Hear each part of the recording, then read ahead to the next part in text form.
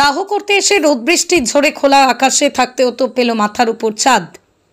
ইছামতি পাড়ে ১৫০ বছরের প্রাচীন শ্মশান পেল মাথার উপর ছাদ। ইছামতি নদী ভাঙন রোধে নদীগর্ভে যাওয়ার জন্য উদ্যোগী হল বসিরহাট পৌরসভা।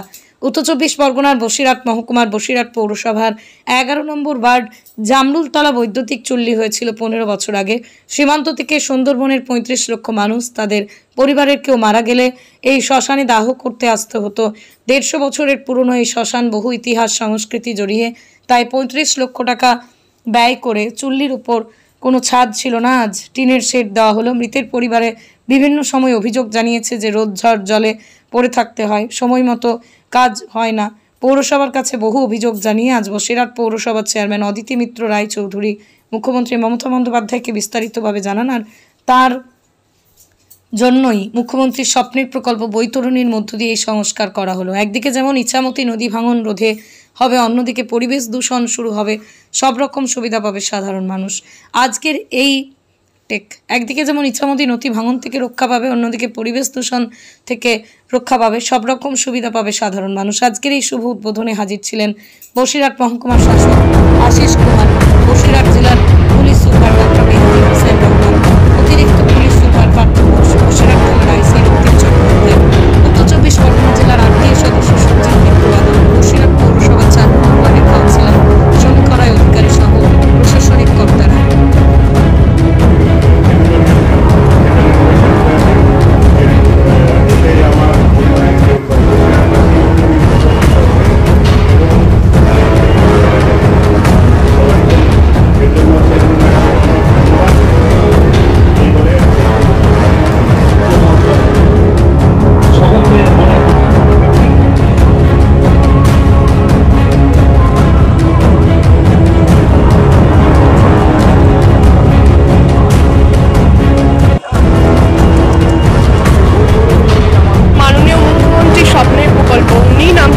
তো যেখানে আমাদের মাননীয় মুখ্যমন্ত্রী নাম দিয়েছেন সেখানে আমি নাম চেঞ্জ করতে চাইনি, তার নামটাই আমি প্রতিষ্ঠা করতে চেয়েছি।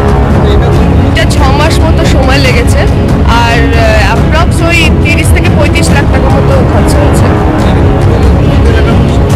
বসিরহাটে শ্মশান যাত্রী, বসিরহাটে তো এখন আমাদের পপুলেশন ১.৫ লাখ, কিন্তু তার সাথে পঞ্চায়েত আছে, অন্যান্য পৌরসভা আছে, আমাদের এখানে দুটো ইলেকট্রিক চুল্লি আছে।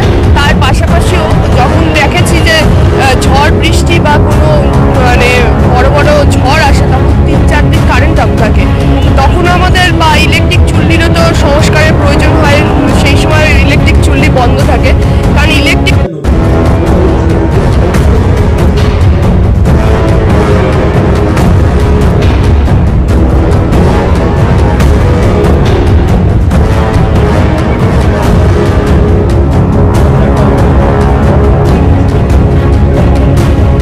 এই মহাশ্মশান দীর্ঘ ১৫০ বছরেরও বেশি সময় ধরে এখানে শ্মশান আছে, এবং এটা আগে যেখানে ছিল সেটা এখন নদী গর্ভে নদী ভাঙতে ভাঙতে আমরা ক্রমশ শহরের ভেতরে ঢুকে যাচ্ছি।